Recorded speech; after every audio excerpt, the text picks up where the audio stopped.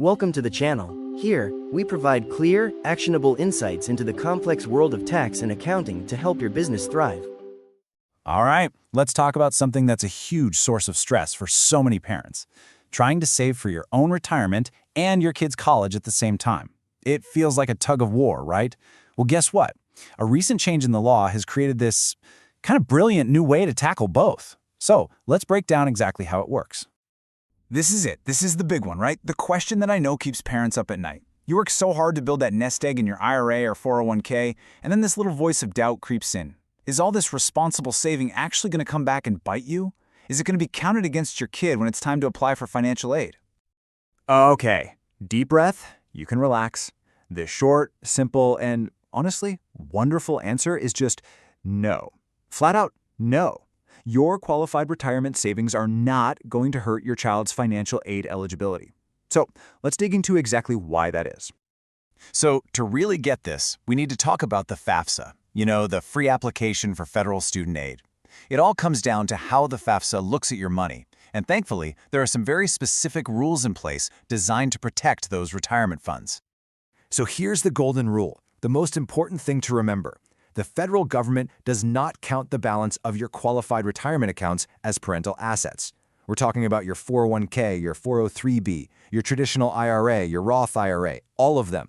To the FAFSA, they're basically invisible. It's like they're not even there when they do the math. And when you think about it, this makes total sense, right? I mean, the government wants you to save for your own retirement. They want you to be self-sufficient later in life. The last thing they want to do is create a system where you're forced to choose between your own financial security and your kid's education. That would be a mess. Okay, but, and this is a really important but, there's a key distinction here you have to get. See, the FAFSA looks at two different things, your assets and your income, and they are not the same thing. While the total pile of money in your IRA, that's your asset, is protected, any money you take out, any withdrawals you make, well, that gets treated as income.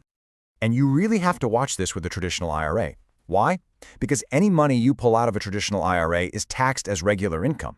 That means it pumps up your income on paper, and a higher income can definitely, absolutely reduce the amount of financial aid your kid gets.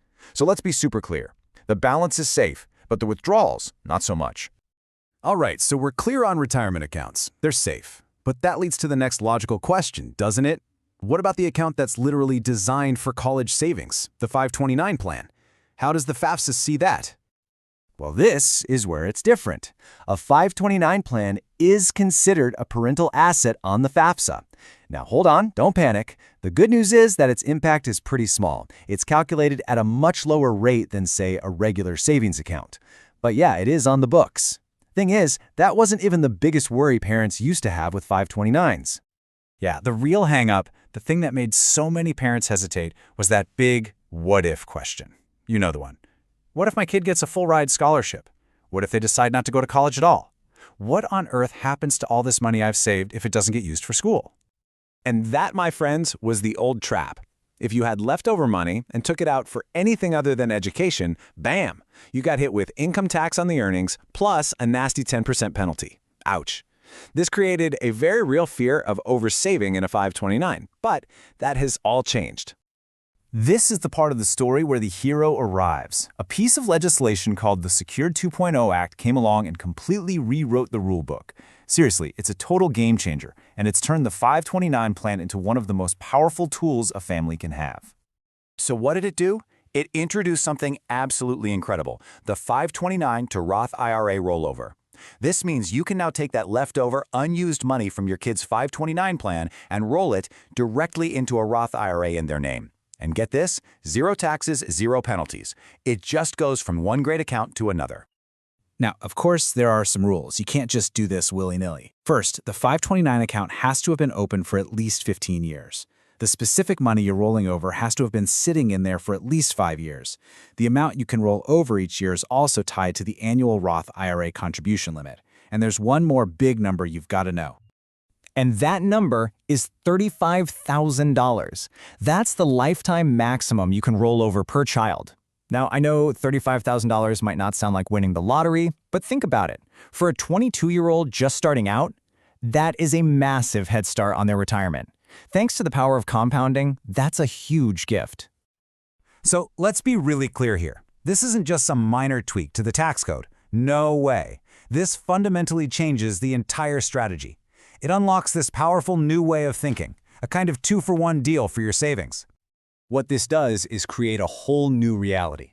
A 529 plan isn't just a college fund anymore. You have to think of it now as a hybrid asset. Its first job, its main job, is to pay for school. But it now has a fantastic backup plan to become the seed money for your child's tax-free retirement fund. So what's the new game plan? It's actually pretty simple. Step 1, take care of yourself first. You prioritize your own future. You confidently max out your IRA and 401k contributions, knowing that money is shielded from the FAFSA.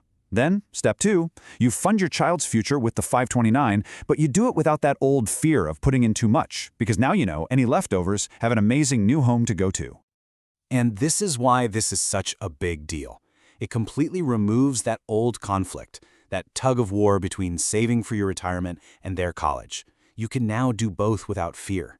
You're not just saving for their school, you're potentially giving them this incredible, tax-advantaged head start on their own financial life. It basically erases the biggest risk that 529 plans used to have. Phew! Okay, that was a lot, I know. So let's just boil it all down into a quick recap of the most important takeaways here. All right, let's put it all together. Your retirement accounts, your IRA, your 401k, on the FAFSA, not an asset. But remember, withdrawals, that's income. Then you have the 529 plan. It is counted as a parental asset, but now it has this incredible escape hatch for any leftover money, that tax-free rollover to your kid's Roth IRA. So I'll leave you with this final question to chew on. With this amazing new flexibility, is a 529 plan still just a college savings account? Or has it become something much more? Could it now be the single smartest financial gift you can give your child? A gift that helps with their education and kicks off their future financial independence? Definitely something to think about.